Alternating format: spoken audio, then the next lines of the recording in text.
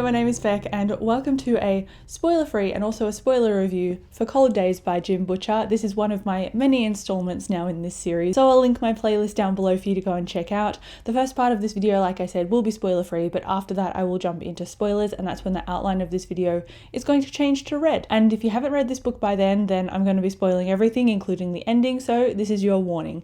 So, what is Cold Days about? Something that is very hard to describe in and of itself because it will spoil the couple of books that have come before it. So being very vague about this synopsis is that there are Fae politics at work with the Winter Court. There is Dresden, as usual, stuck in the middle of everything, as well as all of his friends and his side characters as well that add detail and depth and interesting avenues to the story too. So what I ultimately thought of this, because I can't get into talking too much about it anyway without talking about spoilers, is that it took me about 20% to get into it, and usually with a Dresden book I get into it immediately, and so that was a bit of a drawback for this one, unfortunately. I'm not also somebody who is hugely into reading about Fae, so they have to be done really well, and the reason that I stuck with this past the 20% point is this is obviously an installment in a series that I'm quite invested in with characters that I care about, so obviously I was going to stick to it and see what the ending was like, because Jim Butcher tends to spin his stories in a way that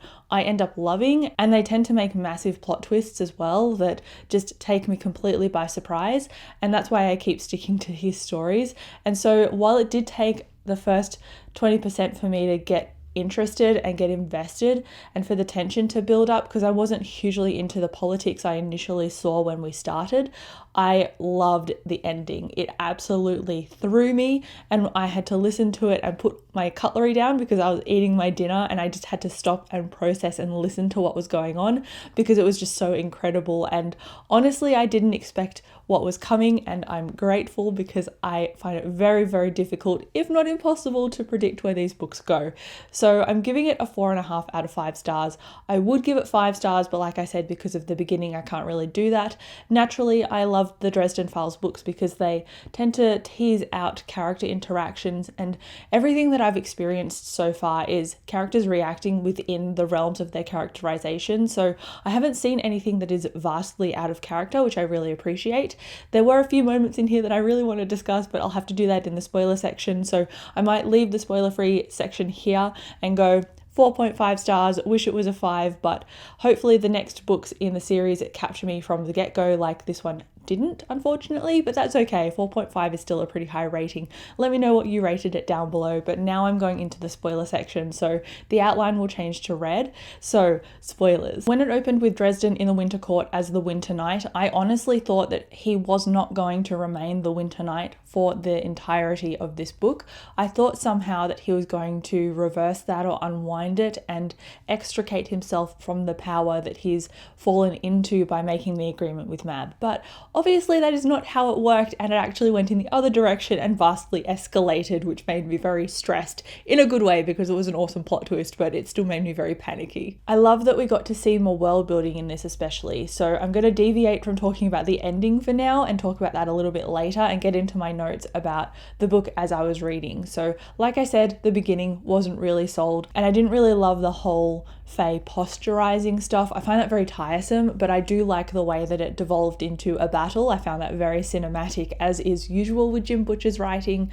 What I also liked, I said, was the world building. I love that we got to see more of Demon Reach, the island that Dresden is connected to, and how that's actually a prison, and it's kind of a neutral force and can't really fight against things because ultimately all of its power is coalesced in the island itself, not external.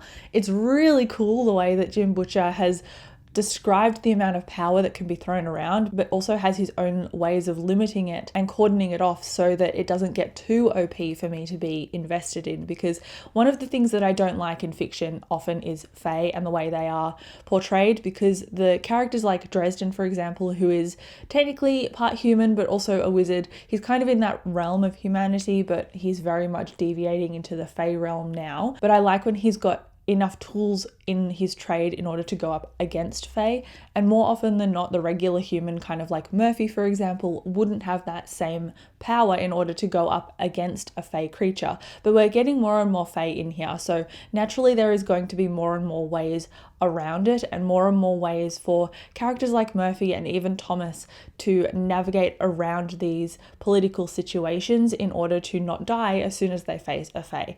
My problem with Fae is that as soon as someone goes up against them, they are often killed because it is very easy for the Fae to be more powerful than everybody else. But in this, I think that it was balanced quite well, especially at the ending, and it really showed that there were such high stakes involved, but there were ways to get around them, especially with Iron and the duel that Dresden had with, I think Fix is his name, the Summer Knight, not the Winter Knight, so Dresden's essential opposite.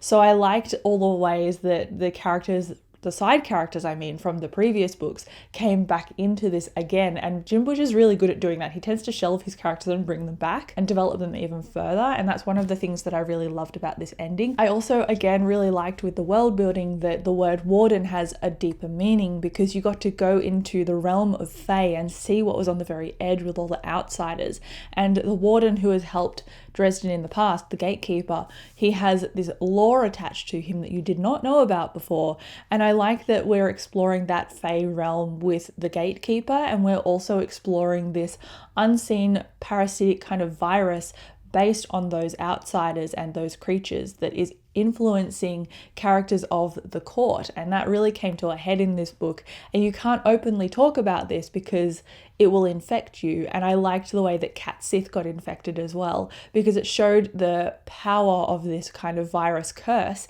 and even someone like Cat Sith was vulnerable to it, and he's been Fae for centuries. So it was an interesting power play here, and I think Jim Butcher is really knocking things up a notch, and I'm really enjoying it. Additionally, the Fomor is a war that is happening with, I think, Murphy and all of her crew, and the Valkyries and Marcone as well. So not only is there this parasite that's trying to take over everybody and destroy pretty much everything that Dresden knows to take its own power, we've also got the Fomor that are fighting a war between other factions too. So everything is really coming to a boiling point, and I am very nervous. But another thing that I really liked in this, going into the characters, was Dresden's little reunions with everybody after obviously his death in Changes.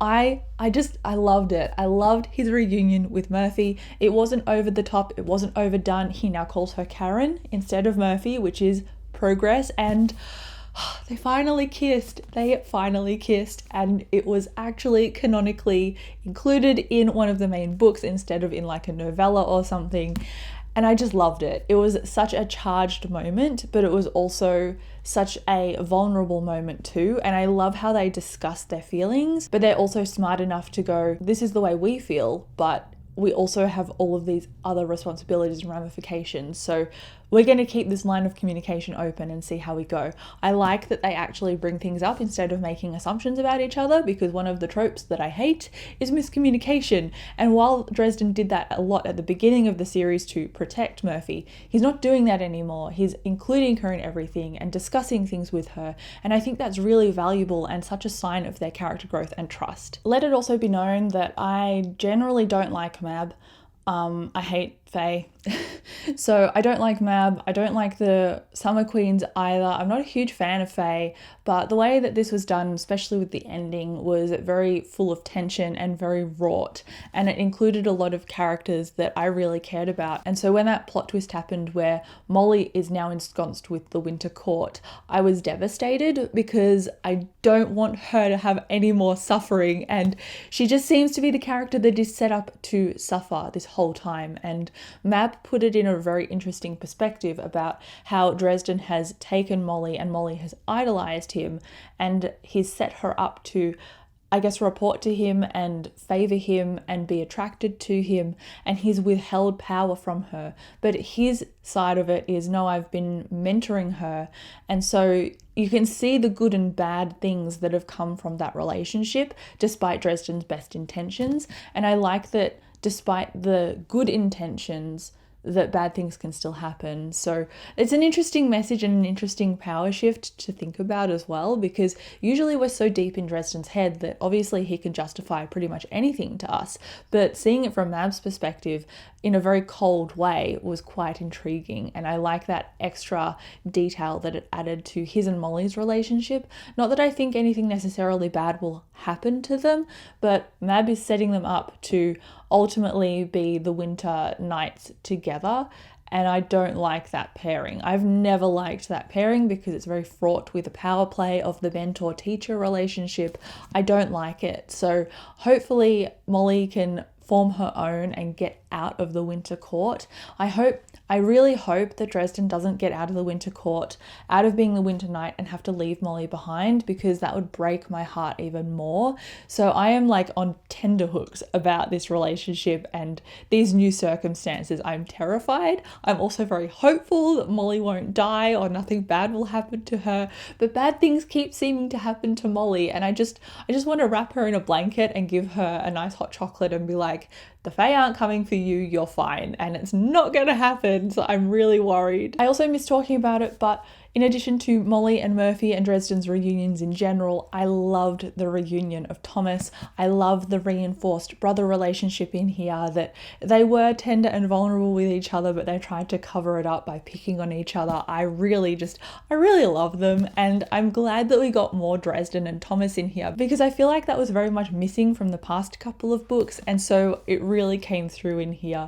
I just love the reinforced nature of all of Dresden's relationships now, especially now that people know that he's back. And I like that additionally the gatekeeper was like, I'll cover you with the White Council. So all bases are kind of spoken for and covered right now in terms of Dresden's return. And I like how this happened as a ripple effect. And it seemed very natural for all of the characters' interactions. So if I look at all the interactions, I'm like, these were all pulled off to a T and they all suit their characters. Even though my expectations didn't always align with what happened in the moment, I still appreciate and like everything with how it panned out and how Dresden got reunited with everyone. I think that's great, but I think I should cover a few dislikes with this. I think there's only two before I end up wrapping this video. So the one dislike I had obviously was the beginning. The politics just took so long to get through the introductions, and then the reveal of Maeve's sister being Dresden's like lackey in the White Court.